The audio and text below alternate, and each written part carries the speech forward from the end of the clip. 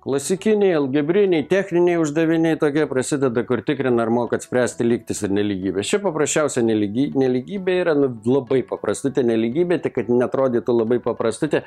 Tai nariai su X padėjo dešinėje, o laisvai narį tą skaičiuką padėjo kairė.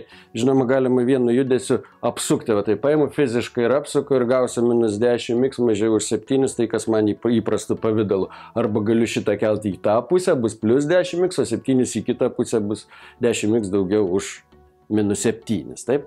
Na, bet sakykime, aš čia to negudrauju. Man reikia prisikasti prie x, kaip aš prisikasiu prie x, kadangi nelygybė yra pirmojo laipsnio, x pirmojo, paprastutė, ją sprendžiam kaip lygtį, nieko čia negudravodami, abi pusės dalydami iš -10. Kai dalinam iš -10, dalydami iš neigiamo skaičiuko, nelygybės abi pusės dalydami iš -10, turim pakeisti nelygybės ženklą, šito nepamirštam. 7 dalydami iš -10, atsakymas -0,7 arba -0,7, kaip kam patogiau. Arba šitaip, arba štai šitaip, taip, tai yra tas skaičiukas toks.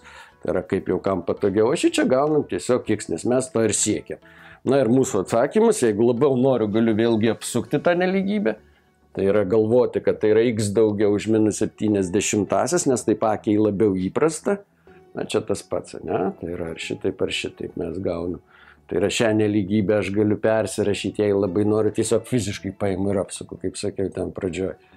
Taip, ir belieka parašyti atsakymą. Mūsų neprašė nei intervalų pavaizduoti nelygybės sprendinius, nei pavaizduoti skaičių tiesiai, nei kiek.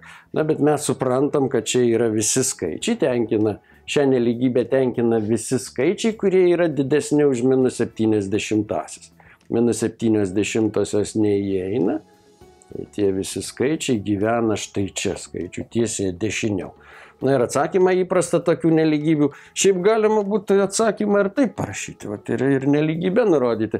Bet geriau jau atsakymą nurodyti, kad jau niekas ten neprisikabintų intervalu. Tai yra būtų atviras intervalas, šiuo atveju yra atviras intervalas nuo -70 iki plius begalybės. Begalybė visada atviras intervalas. Tai yra neuždaras intervalas. Uždaras būtų, jeigu būtų daugiau arba lygu.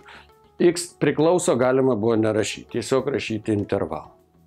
Galima buvo ir taip nurodyti tos atsakymus. Kitaip sakant, visi skaičiai, kurie yra didesni už -70, yra šios paprastutės tiesinės nelygybės sprendiniai.